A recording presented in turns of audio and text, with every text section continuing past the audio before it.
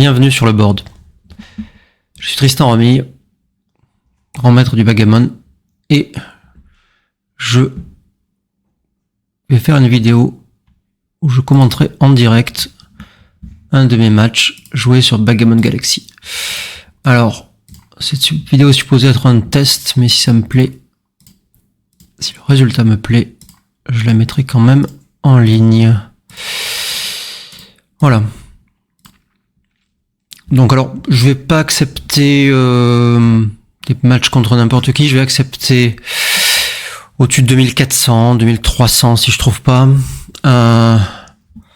C'est ce que je fais d'habitude. En général, je joue plutôt en speed, mais là, j'ai décidé de jouer simplement normal pour avoir le temps de commenter ce que je fais.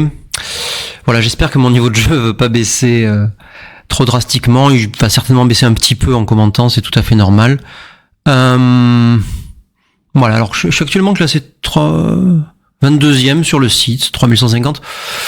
Donc j'espère qu'on va ensemble arriver dans le top 20, hein, ça serait sympathique. Bon. Alors, si personne veut accepter mes propositions en normal, je vais être obligé de faire un speed, mais bon, je pense que c'est pas le format idéal pour. Ah ben pas, voilà, parfait. Richard Olsen.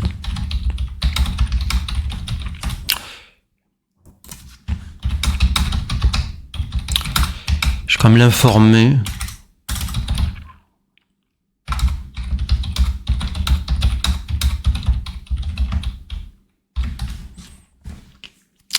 Voilà, bon, s'il me dit non, je flouterai son nom.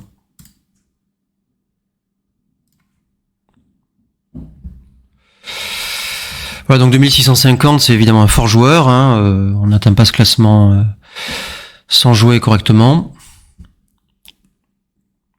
Il m'a pas répondu, donc il ne dit mot consent, c'est une formule qu'il faut pas trop appliquer, hein, mais qu'on va quand même considérer comme juste. Donc l'ouverture nous favorise, bon, on n'a pas assez pour un double, 5 et 3, bon, il n'y a pas 36 coups en frappe, hein. 6 et 2. Ok, alors on a pris l'avantage, mais c'est encore un peu faible pour un double. Alors, 3, c'est peut-être la première décision intéressante, ça. Le 4 peut être joué ici, avec l'idée de faire la prime par l'arrière et de construire des choses à l'intérieur. On laisse les 7 et les 8, donc 6-1, 5-2, 4-3, 6-2, 3-5 et double 4, soit 6 et 5, 11G, donc l'équivalent d'une frappe directe. Il n'est pas impossible que ce soit mieux de jouer comme ça. Pas laisser les indirects et essayer de s'enfuir. De toute façon, si nous fait la porte, on n'était pas content de toute façon.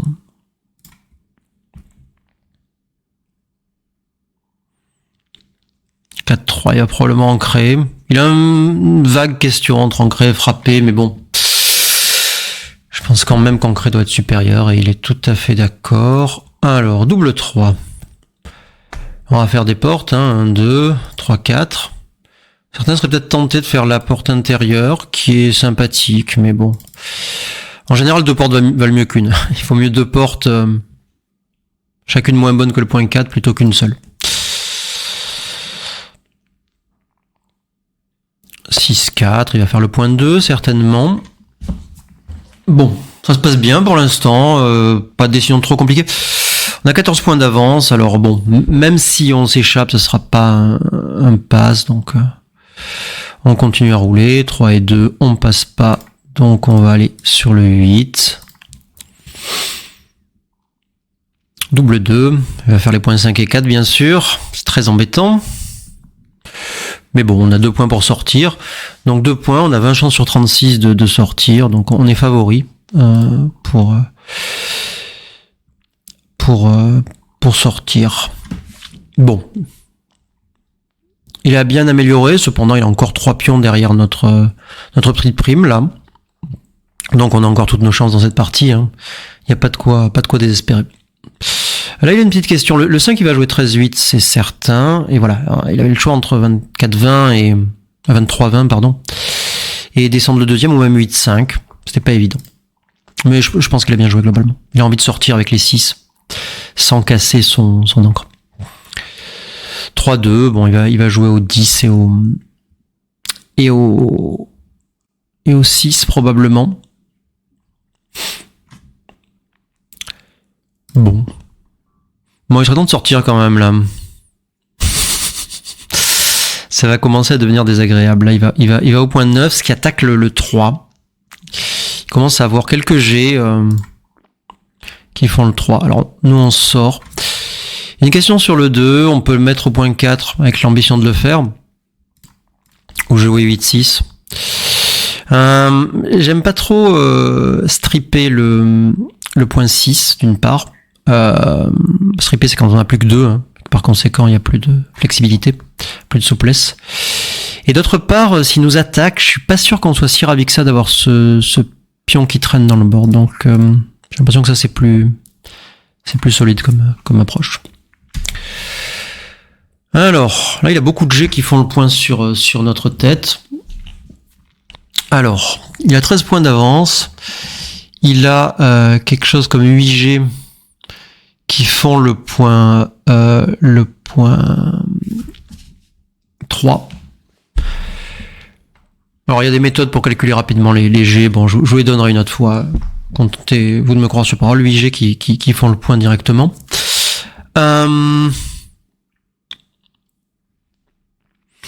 Beaucoup de jets qui frappent, hein, et où si on fait galère, on n'est pas content, mais bon, on aura toujours les 3 pour refrapper.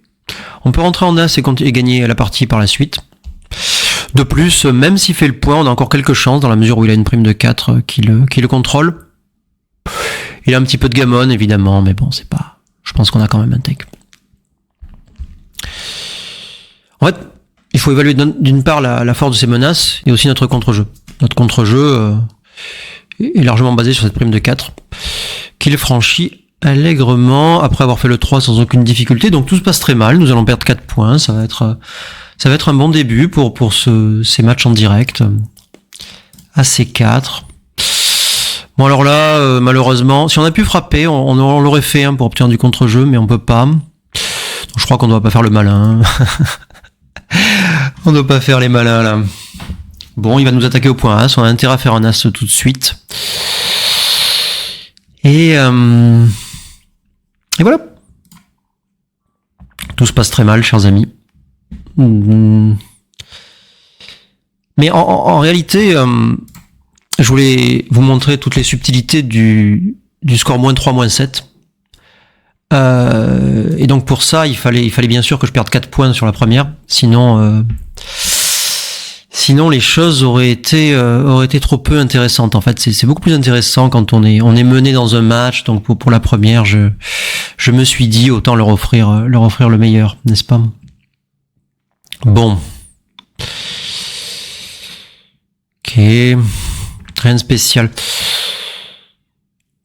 Alors on peut enclencher le auto roll, là, le jet automatique. Mais bon, le classique, c'est que vous enclenchez le jet automatique, la position se retourne et après vous oubliez de le décocher et puis vous manquez des doubles à cause de ça. Bon, donc. Parce que la position peut se retourner, hein. Au backgammon, on n'a jamais gagné et on n'a jamais, par conséquent, perdu non plus. Tant que l'adversaire n'est pas à 100% de la dernière partie. Là, par exemple, il pourrait tirer double 6, laisser une frappe et qu'on gagne. Hein. Là, il peut laisser tirer 6-5. Ouais, mais on n'aura pas cette chance, bien sûr. Là, il y a des questions pour lui. Est-ce qu'il doit sortir les pions? Est-ce qu'il doit... 5. Alors là, c'est une position où on va essayer de sauver le gammon. Donc le maître mot, c'est 2 concepts. Faire des crossovers, donc changer de board. Et arriver sur le point 6 et pas plus loin. C'est-à-dire qu'avec un 3, on va pas jouer 8 au 5. Parce que ça gaspille un petit peu. Par contre, le 4, il va exactement au bon endroit, donc ça doit être ça. Le 6, il fait un crossover, etc. Bon, là, on a peu de chance de le sauver, mais ça peut quand même arriver. Avec un haut de double, par exemple, en commençant par double 6, tenez. Même comme ça va être dur. Hein. Mais bon. Il nous faut au moins un double. Il nous faut 2 doubles, c'est ça? Putain. C'est tragique. Ok, on a perdu. Mais on s'est bien battu. On s'est bien battu. Bon. Il mène 4-0, moins 3, moins 7. C'est un score intéressant. Alors, en gros, il a de la difficulté à doubler parce qu'il est toujours menacé du fait qu'on renvoie à 4 avec un levier très très important. Il a frappé. Alors là, on peut ancrer ou on peut faire le 4. C'est intéressant. Alors, bien souvent, l'encre est meilleure. Ceci et le 2, je sais pas où. Mettons là. J'en sais rien. Ah oui, le 2 il est sorti. Donc, bien souvent, l'encre est meilleure, mais à ce score, justement, je pense qu'on a plutôt intérêt à développer un jeu agressif et donc à jouer sur le point 4, faire un board rapidement. Et le dernier, j'en sais rien, alors on va rester là pour essayer d'ancrer. Là, il y a de double frappe quand même, donc ça n'a aucun intérêt. Et probablement le dernier ici. Là, c'est pas grand chose en plus puisqu'il frappait déjà là. On utilise l'arme de la duplication, n'est-ce pas? Et par conséquent, on maximise nos chances de faire le point. Point 5 est notre prochain point important à faire. Voilà, je suis pas sûr, il est pas impossible qu'il faille ancrer, hein, franchement, j'ai pas de certitude, on en a rarement, backgammon de toute façon, dans les positions inconnues. Mais bon, d'une manière générale, on s'oriente vers un jeu plutôt agressif dans ce type de position. Dans ce type de score, je veux dire. Voilà. Alors, j'ai mentionné que lui avait des difficultés à doubler. Nous, par contre, si on a un avantage, on va doubler assez agressivement. Donc 5-2. Bon, là, il n'y a pas le choix. On ancre. On va doubler assez agressivement avec l'idée que, on est mené, on a envie de marquer 4 points d'un coup. Voilà. Alors, c'est des concepts qui sont difficiles à manier parce qu'il faut pas exagérer non plus. Hein. C'est pas parce qu'on a 51% qu'on va doubler. Mais une position un peu volatile, avec un petit avantage, avec un peu de gammon, ça, pas grand chose va nous suffire. Alors le 4, c'est magnifique parce qu'on peut frapper sans casser l'encre, c'est-à-dire on peut faire 4 et refaire l'encre. Donc on va pas se gêner. Alors j'utilise le terme d'encre pour désigner le point 18. Stricto sensu, c'est pas une encre, hein. Les encres c'est des portes intérieures, mais bon, on va... Dans la littérature, le terme d'encre est employé, donc je vais le faire aussi. Hein. Voilà, et là on est très mal. On est très mal, mais notre adversaire pense même pas à doubler, il a raison, enfin, il a raison de pas le faire en tout cas, parce que on va prendre très très librement. Très très librement. Dans le sens où toute position où on a un espoir de recuber est bonne. Alors là, petit passage intéressant, je pense que la plupart des joueurs seraient enclins à jouer ça. 8-2, donc il minimise le frappe, laisse l'as seulement, et se dirait, il n'y a pas d'autre coup. Eh ben si, il y a un autre coup. Il y a un autre coup qui est 13-7. Ça laisse beaucoup plus de frappe. Donc au lieu de 11, il y a au moins 20 G, donc 20 en direct, plus quoi, AC5, c'est tout. Plus AC5, donc ça fait 22 G. Donc c'est le double. Cependant, on est déjà très en retard à la course, 30 points. Qu'on ait un pion de plus derrière ou pas, ça change pas grand chose. Quand on n'est pas frappé, on est très content de pas avoir mis un pion débile sur le point 2. Et par conséquent, à mon avis, c'est le bon coup. En général, quand on est très en retard à la course, on privilégie les coups qui font pas de concession structurelle à long terme. Et 8-2, c'est une concession énorme parce que le pion qui serait au point 2, il est plus là pour faire les portes importantes. As-4. Alors... c'est là, bon, on a le choix entre ça, qui est abominable, et ça qui est pas terrible. On va plutôt choisir le coup pas terrible. Alors il y a d'autres coups, on pourrait jouer, on pourrait aller là, appliquant le concept que j'ai mentionné, mais c'est un peu exagéré probablement. C'est un peu exagéré.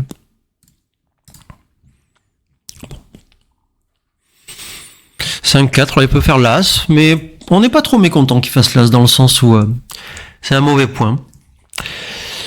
Ces constructeurs qui utilisaient pour faire le point A ne feront plus le point 3, ni le point 2, si on venait à partir. Donc, c'est pas une évidence. Bon, il doit probablement le faire quand même. Mais, c'est pas sans conséquence. D'ailleurs, il a décidé de pas le faire. C'est un coup intéressant. Double 2. Là, autre chose. Alors. On peut faire le point 2. Et jouer au point 22 Ce qui est assez naturel. On n'aime pas trop le point 2, mais on le fait un peu par élimination. Sinon, quoi d'autre? 1, 2... 3, 4 par exemple, ou 3, 4. C'est important avant de réfléchir, enfin avant de déterminer entre les alternatives, de vraiment sélectionner les alternatives. C'est de comprendre qu'est-ce qu'on peut jouer. Alors j'aime pas trop faire le point 2, ça me paraît très pauvre comme position. Tout est strippé, justement, tout est par 2. C'est peut-être ça qu'il faut faire quand même, je ne sais pas. Donc, mais je commencerai par 13-11, 2 fois. Et là, je me mets à hésiter entre ça et ça. Donc ça et ça. Mais bon, on va opter pour la pureté. Rien mettre au point 2. Je ne sais pas. Je ne sais pas. J'opte sans certitude. Il y a aussi une alternative dans la point 16. C'est peut-être pas totalement idiot. Je sais pas. De manière un peu dogmatique, j'ai voulu garder mon point 18. Mais il n'est pas certain que j'ai eu raison. Il y avait un meilleur contrôle en gardant la porte au point 11. C'est une petite concession que j'ai faite en... Voilà, 6-1, ça frappe pas, malgré les apparences. Alors on va faire circuler celui-là, parce que sans lui... Alors on pourrait faire la porte, bien sûr. Hein. Mais si on fait ça, on a... Plus trop de jeu. Il faut circuler avant de s'écraser. Et ok, on peut jouer ça ou ça. Je suis pas absolument certain, mais on va mettre sur la...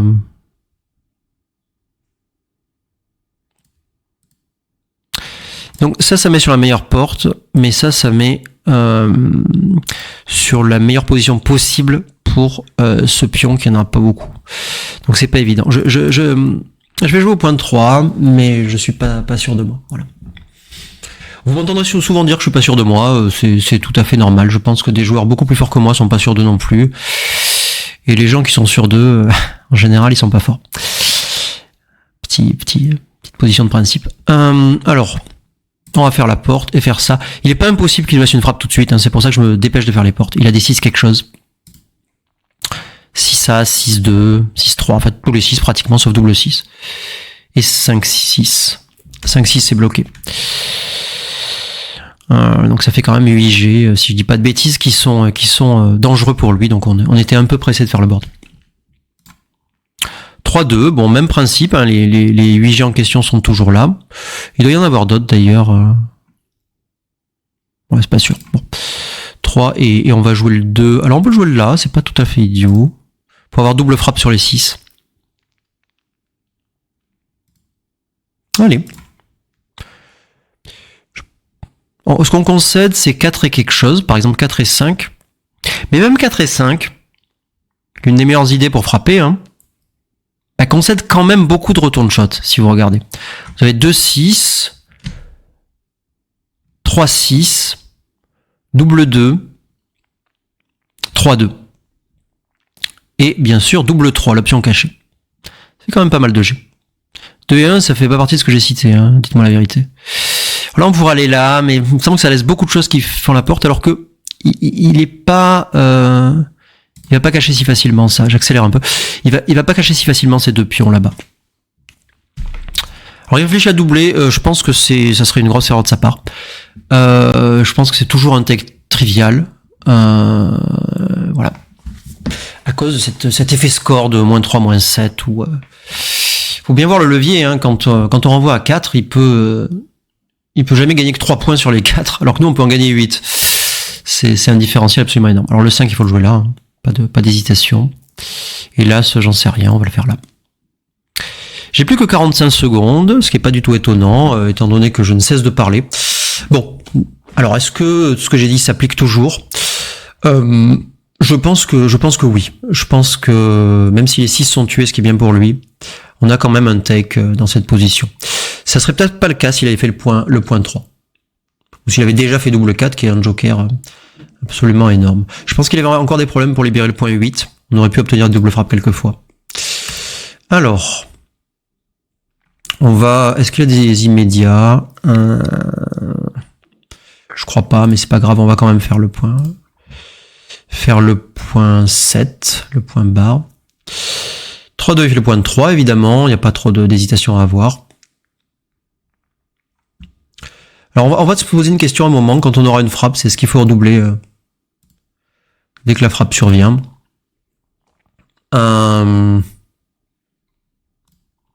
Et ça dépendra beaucoup de si on est beaucoup susceptible d'être gammon ou pas. C'est-à-dire que le recul a pour vertu principale, à ce point où nous-mêmes ne pouvons pas faire gammon, de tuer ces gammons. Alors, on va considérer qu'on peut sauver le gammon quelquefois quand même.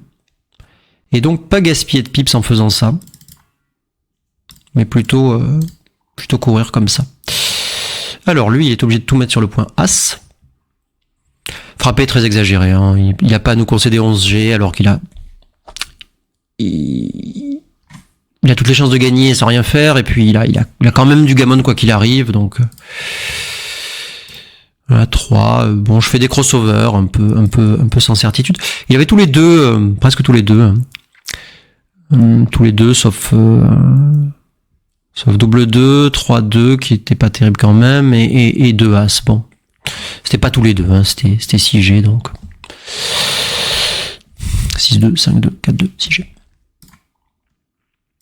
5 et As. Alors là, je vais faire une petite concession pour sauver le gammon. 5-2, il affaiblit sa position. On a sauvé l'essentiel du gammon à ce stade. Peut-être je vais même m'autoriser... Combien il a de pions? 10-12. Je vais même m'autoriser à faire le point 2. Je pense que c'est ok. Ok. Et là je vais rentrer ça. C'est le dernier coup où je reste. C'est le dernier coup où je reste, sauf si je décide de rester un coup de plus. Ok, il a 9 pions. Ouais, il a quand même énormément de jets qui laissent une frappe, donc ça doit être ok de rester. Et voilà. Il a sorti 8 pions. Alors 8 points, c'est un point d'équilibre à retenir. Si je ferme le board, c'est très proche de 50%. Légèrement favorable pour celui qui a fermé le board normalement, mais ça dépend un peu de la distribution. Avec un pion sur le point de 3, il est pas impossible que je sois... Je sais pas. Doit pas être loin de 50%. Bon, de toute façon, alors là, il n'y a pas de question à te poser, il faut sortir des pions, hein, parce que s'il fait un G qui rentre, de toute façon, il sera favori. Alors, on a 6 pions d'écart. Le score nous incite à redoubler agressivement, mais bon, c'est encore un peu light à mon avis. Alors là, la question se pose, on peut jouer ça ou on peut sortir. Je pense qu'on doit sortir. Pour avoir sorti un pion de plus dans ce type de scénario, notamment. Alors, j'en sors 2. Il rentre, c'est encore serré. Donc. Ok, 1, 2, 3, 4G, 4G. C'est un mauvais 4G. Mais on a le levier parce que ça vaut que 3 points pour lui. Donc il est très probable que... Bon, il a, à mon avis, il a un take quand même. Hein. À mon avis, il a un take quand même. Ne serait-ce que parce qu'on peut faire 2 x 2 d'affilée. La question serait plus pour le double que pour le take, à mon avis, dans cette position. Mais bon, on peut égaliser. On peut égaliser. Et voilà. 4 partout.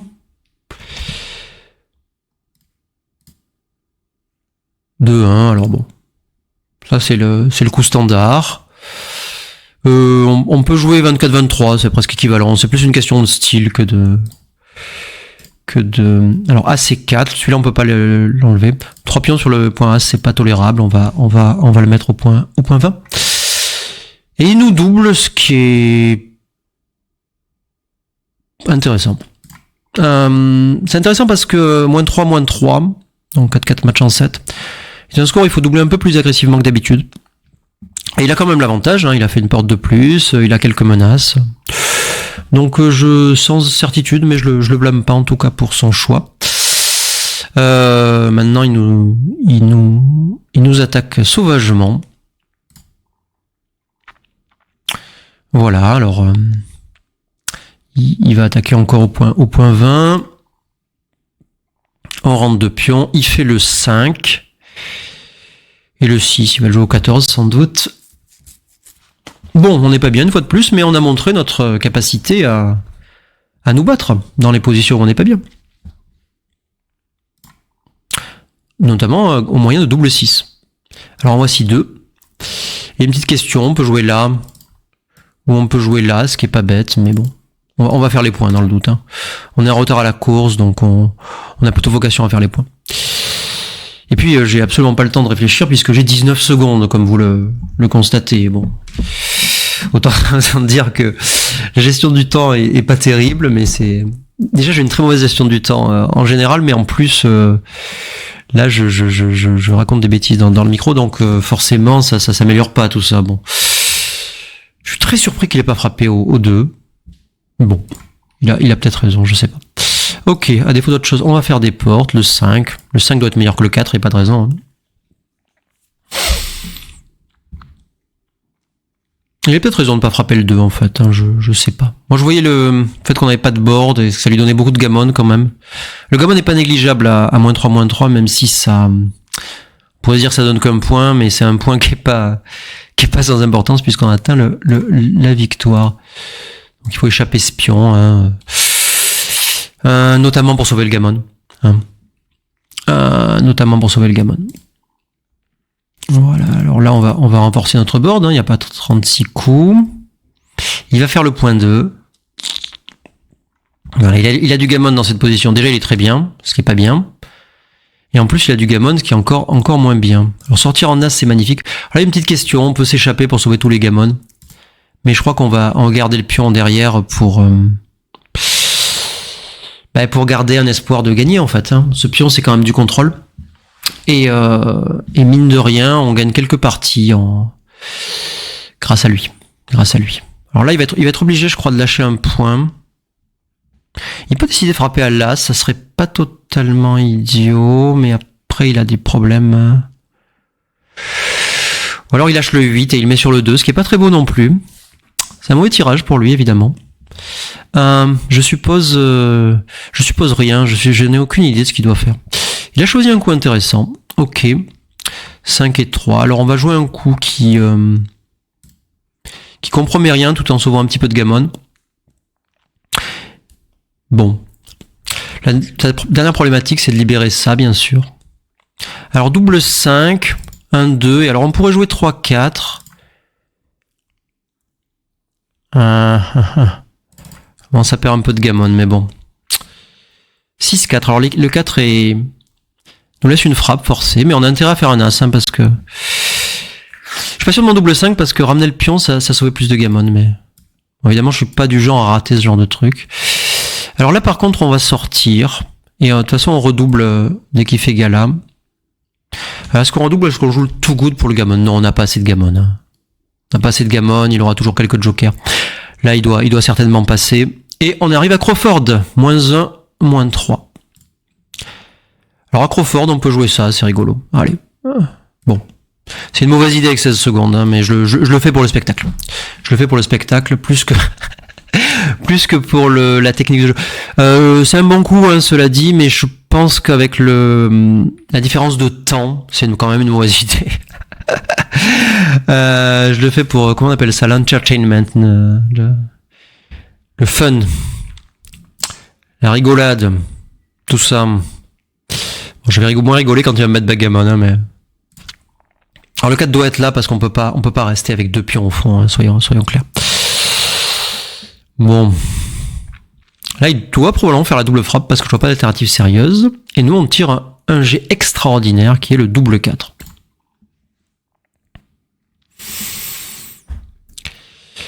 Alors, double 6, il doit en mettre un au point As et un au point 2 en lâchant le point 13. Hein, c'est assez clair. Bon.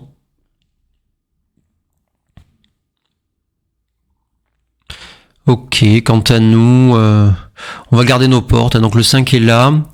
Et là, c'est soit là, soit là. J'en sais, mais alors absolument rien. Donc je vais jouer au hasard.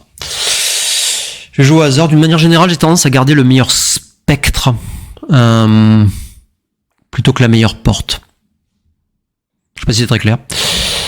Mais disons que là, j'ai la possibilité d'avoir 6-5-4-3. Alors dans l'autre, je visais 6-5-4-2. Donc je garde le meilleure potentialité plutôt que le meilleur... alors est-ce qu'on doit laisser une frappe en deux? Peut-être. Peut-être qu'il faut jouer ça ou ça. Ça me plaît pas. J'en sais rien. Donc je joue d'instinct.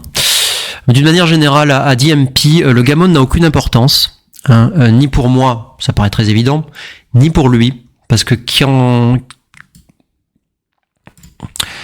arrive à 6-5 ou à 6-6, de toute façon, s'il arrive à 6-5, il doublera au premier coup de la partie, donc il aura besoin que de gagner une partie. Donc quand votre adversaire a un score pair comme ça, le gammon n'a aucune importance. C'est un concept assez important. S'il y avait 6-5 ou 6-3 ou 6-1 ou etc. Eh bien le gammon serait au contraire très important. Donc c'est très bien de savoir cette nuance. Voilà. C'est une chose que vous devez noter au tout début de la partie. C'est une des raisons pour lesquelles j'ai pu jouer mon 4 et 1 comme je l'ai fait d'ailleurs. Alors ça c'est une grosse question. On peut jouer ça, qui est assez naturel. On peut jouer ça, qui est pas naturel du tout et qui laisse beaucoup de frappes. Ouais, on va jouer un coup intelligent plutôt qu'un coup idiot, je suppose. 5-3, 5-3 c'est magnifique. Ça le contraint à nous laisser des frappes dans tous les sens. Il peut dupliquer le 6 en venant là. S'il vient au point de 10, je frappe avec un 6 d'un côté, avec un 6 de l'autre, donc c'est presque certainement ce qu'il faut faire. Ouais, et il a bien joué. Alors, il a bien joué. Alors là, on est très embêté avec notre 4. On peut peut-être jouer ça pour garder le board. Je sais pas si c'est correct, c'est ce que je vais faire. Avec quelques secondes, évidemment, je prétends pas avoir résolu la position. Cependant, j'aime pas du tout casser le board dans ce genre de truc. Ce qui veut pas dire qu'il faut jamais le faire, hein. Bon, évidemment. Mais je suis clairement puni de ma négligence. Et voilà. Bon, mais j'aurais très bien pu tirer un 4 le coup d'avant et gagner la partie. Hein. Rien n'est écrit. Rien n'est écrit. Voilà, il a quelques mauvais, 6-5. Peut-être qu'il aurait dû jouer le 2 là, d'ailleurs, je sais pas. Ça laissait double 5 en frappe directe? Non, je dis des bêtises. Bon, écoutez, on va jouer un petit DMP, hein, vrai.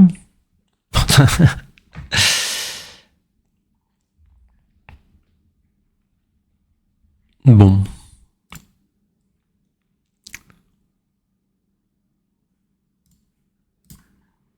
Pas trop de certitude là. Alors, 3 et 6, ça vient là, ça peut pas être mauvais. Double 2. Alors, je peux faire 1, 2, 3, 4, ça doit pas être mauvais ça. Peut-être c'était mauvais parce qu'on... Ouais, c'est peut-être pas le meilleur. Bon, le gammon n'était pas très cher de toute façon. Alors 5-2, nous sommes à DMP. -1, donc là on joue tout pour gagner, il n'y a pas d'histoire de gammon. Alors supposément ça devrait être plus simple, mais en réalité on a tellement l'habitude de jouer avec du gammon impliqué dans le... Je frappe. Impliqué que, eh bien, on joue parfois de manière un peu routinière et on joue les coups habituels. Souvent on sait pas qu'on joue un coup pour sauver le gammon, on ne sait pas qu'on joue un coup pour faire gammon. Et c'est un score où on en est puni. Alors ça c'est possible, ou alors ça, j'en sais rien, je vais plutôt jouer ça. Il me frappe. Je refrappe. Alors d'une manière générale, qu'est-ce qu'on peut dire sur ce score? Je joue un peu vite. L'avance à la course est plus importante que d'habitude. Les backgames sont plus forts que d'habitude. Peut-être qu'il faut jouer ça, je sais pas. Bon, j'ai pas le temps de réfléchir. Les primes sont plus fortes que d'habitude, les blitz sont moins forts que d'habitude. Toutes les concessions à long terme sont à éviter. Hein. Genre mettre des pions au point As, par exemple. On joue en général assez pur, c'est-à-dire justement pour le long terme. Hein. Souvent, on laisse plus de frappes que naturellement, que ce qu'on fait à un score habituel, hein, à 0-0, match en 15. Ouais. Alors, j'utiliserai, petit détail linguistique, j'utiliserai toujours l'expression A0-0, sous-entendu A0-0, match en beaucoup. On peut peut-être partir, c'est vraiment compliqué. Si j'avais le temps de réfléchir, je partirais peut-être, mais je vais pas le faire. J'utiliserai toujours l'expression A0-0, sous-entendu A0-0, match en beaucoup, match en 13, match en 25. Enfin, un match qui n'a pas beaucoup d'influence sur le score. On peut frapper, mais comme on avance à la course, je pense pas que ça soit ce qu'il faut faire. On va faire le point 2. Et pas en money game. Donc je dirais A0-0 et pas en money game. Pour deux raisons. La première, c'est que les money games, ça m'intéresse pas beaucoup. Moi, le match est beaucoup plus riche et beaucoup plus intéressant. Donc principalement parce que j'ai pas du tout envie de faire la promotion des jeux d'argent. Hein. Donc je vais promouvoir le backgammon de match, backgammon de tournoi et pas le backgammon d'argent. Donc j'utiliserai pas l'expression en money game pour cette raison-là. Bon, pendant que je racontais des bêtises, on a tiré des jokers et on est maintenant dans une position dominante, ce qui est plutôt pas mal. Alors là, on a un très mauvais 5-6, mais c'est pas dramatique non plus puisqu'on peut jouer comme ça. Et tout se passe bien. C'est quoi ce 6-1 ? Il y en a qu'un 6 et on n'a pas de 106 as, on fait pas de bêtises. Ouais. Alors là, ça m'étonnerait pas qu'il faille jouer là, mais bon. Mettons que j'ai peur. J'ai une position abominable. J'ai une position abominable, mais où je suis favori, hein, il faut bien être clair. Mais bon, j'ai commencé par un 4 as pour l'esthétique. Elle est pas trop au rendez-vous, l'esthétique. Alors, là, c'est là. Une petite question avec le 5, on peut jouer ça. Ou on peut jouer ça. Je pense que c'est ça qu'il faut jouer. Si nous frappe, garder la prime. On peut faire le 3, mais ça c'est trop fort. Ça il me semble que c'est trop fort. On a résolu quand même la plupart de nos problèmes, 5 est bien sûr 2. Et on va quand même gagner assez facilement, assez souvent. Alors, évidemment, pas cette fois. Donc si c'est là, si on veut pas laisser double frappe, et on va jouer ça. Alors on pourrait sortir un pion, mais c'est pas l'idée. On n'a pas besoin de se protéger contre le gammon. Et si j'avais sorti le 5, n'importe quel 6, sauf 6 as et double 6 peut-être, m'aurait laissé un nouveau blot. Il faut pas seulement voir les blots immédiats, il faut voir ce que vous pouvez laisser à long terme, et notamment au prochain jet en fait. Souvent il faut jouer un coup qui présente quelques petits désavantages, mais qui permet de couvrir le blot si on n'est pas frappé tout de suite. Alors là, il y a une catastrophe qui s'est produite pendant que vous regardiez pas, ou pendant que je regardais pas, et nous nous retrouvons dans l'embarras avec un pion derrière une prime de 6. On a sorti 5 pions, donc l'espérance de gain est pratiquement équivalente à celle s'il avait tout fermé. Donc elle doit se situer autour de 22, peut-être 23%, enfin, quelque chose comme ça. Moins de 25, et plus de 20, certainement. Voilà, donc on espère être suffisamment chanceux pour gagner. Alors j'ai l'impression qu'il a pas joué parfaitement son bear-in. On aurait préféré ne pas frapper là, hein. On aurait préféré clairement ne pas frapper. En recirculant ça lui permet d'avoir une meilleure structure. Typiquement, là, on aurait bien aimé qu'il garde son pion sur le point 3, qui lui crée des soucis. Et voilà, la disposition idéale, c'est mettre des pions sur 6, 5 et 4. Ce qu'il va peut-être réussir à faire maintenant. Alors, je sais pas très bien ce qu'il fait. Là, il a pas joué. Je comprends pas pourquoi il n'a pas joué 7-4. Maintenant, à cause du fait qu'il n'ait pas joué 7-4, ses pions se retrouvent sur 2 et As, ce qui sont les plus mauvaises cases. Je crois que les 2 sur le point As, c'est la seule configuration qui est pire. Et ce qui fait qu'en n'ayant pas de pion sur 6-5-4, il est forcé d'ouvrir assez rapidement. Et il me laisse plus de chances que ce qu'il aurait dû. Bon. Est-ce que je vais en profiter? Rien n'est moins sûr, mais... bon, un petit double 6 pour clore ce match, et puis voilà, hein. Tout va mal, les amis, tout va mal. Bon, il va me falloir un double 6 ou je ne sais quoi. Pas un double As.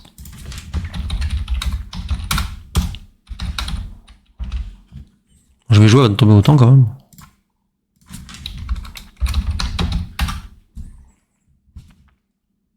J'ai écrit thank you Goumache. Aïe.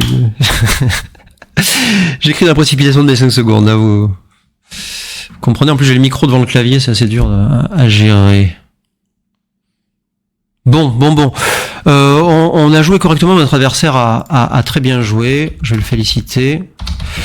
Donc il nous a piqué 17 points, hein, mais c'est 17 points mérités, hein. Il a joué à 1,93, c'est vraiment très bien joué, bien sûr, donc on le félicite. Bravo Richard. Alors, je vais me permettre une petite pause et je vous retrouve pour l'analyse de la partie. À tout de suite. Alors, on est de retour sur le board. Comme la vidéo est déjà assez longue, je vais me concentrer sur les points saillants, les points les plus intéressants. Et donc, la première position, c'est celle-ci où j'ai pris, alors que c'était un pass assez important, moins 0,90, j'ai un peu sous-estimé les gamons adverses qui sont à 32% quasiment. Bon, alors évidemment c'est une grosse erreur, cependant la position est assez sensible. Si je fais une petite expérience, si au lieu d'avoir le point 3, j'avais le point 4 dans mon board, ce serait déjà un take. Bon. Donc même si c'est une erreur assez importante, je me flagelle pas trop. La position est difficile et bon, ma décision est pas totalement idiote. Alors 6-2, donc je vous avais dit que c'était bien mieux de le mettre au point 7 et c'est tout à fait juste. Regardez, ça aurait été une très très grosse erreur de mettre au point 2, enfin très très grosse, 0,50, une erreur non négligeable en tout cas. Et donc il faut bien jouer la pureté comme je vous l'avais annoncé. D'ailleurs, de manière amusante, au coup suivant, j'avais dit là la pureté c'est peut-être un peu exagéré, eh bien non. C'eût été même là le bon coup de descendre au point 9 en laissant à peu près tout en prise, triple frappe directe et de blot, etc. Bon, c'est plus serré, mais on voit que l'idée que j'avais développée était juste. Ensuite, alors là j'ai aucune excuse. Double 2, en plus je crois que j'ai fait un petit laïus sur le fait qu'il fallait considérer toutes les options.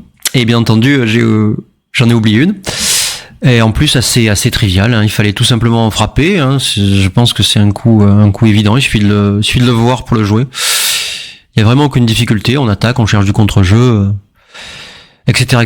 Donc j'ai absolument aucune excuse sur celle-là. Voilà, c'est si je peux dire une chose là-dessus, c'est important de pas se focaliser sur la taille de l'erreur, c'est-à-dire que je regarde beaucoup plus ce coup-là que le premier vidéo là à moins 0,90, parce que ça je pense que c'est facile, c'est une erreur complètement évitable, alors que l'autre malgré l'ampleur de annoncée par l'ordinateur, c'est une erreur difficile à juger. Voilà. Alors ensuite qu'est-ce qu'on a? 3 et 2, donc 3 et 2, effectivement c'était très important de mettre le pion au point 16 et non pas de jouer à l'intérieur du board. Donc la différence se fait une fois de plus je le répète, sur les As6, 2-6, 3-6, où on va obtenir une double frappe si l'adversaire est contraint donc de lâcher son point 13. Alors que là on n'obtiendrait qu'une simple frappe. Ok. Ensuite on a cette position qui est un petit pass. Il y aurait beaucoup de choses à dire sur cette position. Si vous avez un petit onglet extrêmement utile dans Extreme Gammon qui est la les informations sur le Vido, qui vous informe que vous pouvez prendre jusqu'à 17,65% si le cube est parfaitement vivant. Alors le cube est jamais parfaitement vivant. Parfaitement vivant, ça veut dire que vous pouvez le renvoyer efficacement, etc. Ce qui est rarement le cas. Et le cube mort est à 25%. Donc la valeur va être, si on ne tient pas compte du gammon, entre les deux, toujours. Et là, il se trouve qu'elle est plus proche de 25%. Alors, il y a plusieurs raisons à ça. La première, c'est qu'il y a du gammon pour l'adversaire. 23%, qu'il faut pas négliger et qui font augmenter nos take points assez sensiblement. Et la deuxième, c'est qu'on peine à retrouver un cube efficace pour les blancs. C'est-à-dire qu'on pourra rarement doubler dans une position où on a du gammon, parce que si on frappe le pion qu'il aura laissé sur le point 8 dans quelques coups, eh ben on mettra pas un deuxième homme à la barre. Hein. Donc peut-être qu'on peut redoubler avant de frapper le point 8, je sais pas, avec la double frappe directe, c'est pas impossible. Cependant, en aucun cas on va faire gammon dans cette position. Il faut un miracle. Hein. On a 1% de gammon, c'est très différent de situation où on a 5% de gammon qui peuvent être valorisés, parce que 5% qui deviennent 8 points, c'est quelque chose d'important. Voilà. Une autre remarque importante à faire dans cette position, c'est que les 6 sont tués. Je l'avais noté pendant la partie, mais c'est d'une importance considérable, parce que ça enlève beaucoup de mauvais jets potentiels en fait. Hein. Si les 6 ne jouent pas, il reste comme mauvais jet des 5. Et bon, 5-4 est peut-être le pire, avec 6-5. Bon, mais même ça, c'est pas dramatique. Hein. Et ce qui va surtout se passer, c'est qu'il va construire des trucs au point 3. Hein. Bon. Petite erreur. Encore une fois, c'est pas une décision facile. Je regrette pas énormément non plus. Double 5. Alors ça, c'est une position très très sympathique. J'ai joué un petit peu automatique. Il y a quelque chose à remarquer dans cette position. L'ordinateur recommande d'aller au point 19, chose que j'ai même pas envisagée. Et c'est assez subtil. En amenant le pion là, on a une double frappe directe si le type en face tire 6 et 5. Ça, c'est un peu le même principe que quand on avait joué le 3 et 2 il y a quelques coups là. Et alors on se dit bon, ça joue sur sur 2 G, c'est pas très important. Mais il y a autre chose, c'est que déjà on enlève toutes les frappes et fermes sur 3 et 2, 4 et 2 ou je sais pas quoi. Et aussi, peut-être plus important, les séquences. Il peut par exemple tirer 6-1 ou 5-1 ou n'importe quoi qui enlève le troisième pion du point 10. Et le coup suivant, il aura 6-1, 6-2, 6-3, 5-1, 5-2, 5-3 qui laisseront double frappe et non pas simple frappe. Et ça, c'est à mon avis assez important. Et bien sûr, on peut pas attendre le prochain coup pour venir là, hein, parce qu'on n'est pas du tout sûr de tirer un 5. Hein. Donc voilà, c'est une position assez intéressante. Et j'ai complètement négligé cette option, qui était assez jolie, qui bénéficie d'une option tactique intéressante. Après, je crois qu'il n'y a plus grand chose. Ah oui, il y a ce coup donc où j'avais dit il faut absolument conserver le board, et c'est juste. Les coups qui cassent le board seraient des erreurs. Elles sont pas aussi importantes que je l'aurais peut-être pensé, mais en tout cas, c'est le bon coup de garder notre board au mépris des frappes données à l'adversaire, avec l'objectif de, quand on obtient une frappe nous-mêmes, gagner la partie. Je rappelle que même sur un très bon tirage comme 3 et 2, on aurait pu tirer un 4 ou un 5 suivi de quelque chose de sympa et gagner la partie. Ça aurait été sympathique. Voilà, c'est important quand vous revoyez vos matchs de pas seulement voir les erreurs. Hein. Bon, en général, il faut regarder tous les coups. Là, j'ai décidé d'aller vite, hein, mais de voir aussi les coups où vous avez réfléchi, où vous avez bien joué, parce que sinon, vous avez tout simplement l'impression que vous faites tout le temps des erreurs et que toutes vos décisions sont mauvaises. Et c'est bon, ni pour le moral, ni pour la compréhension. Voilà. C'est la fin de cette vidéo, je vous remercie de l'avoir suivi. Alors je suis très très intéressé par toutes les remarques, y compris et peut-être surtout négatives, que vous pourriez faire dans les commentaires. Dites-moi ce que je peux améliorer. Dites-moi ce qui vous a plu aussi, sur quel point vous aimeriez que j'insiste, peut-être des choses qui sont inutiles, au contraire, tout ça. Tout m'intéresse, tous vos retours m'intéressent. N'hésitez pas à la partager, à vous abonner, ce genre de choses. Il paraît qu'il faut que je dise ça absolument. Donc je le dis, on m'a dit, insiste sur chaque vidéo, il faut qu'il s'abonne. Donc abonnez-vous, n'oubliez pas de vous abonner. Voilà. Je vous remercie. Bon, j'espère surtout que vous l'avez regardé avec plaisir, que ça vous a intéressé, que ça vous a plu, tout ça. Voilà, je vous dis à la prochaine et surtout, ne faites pas trop de blunders.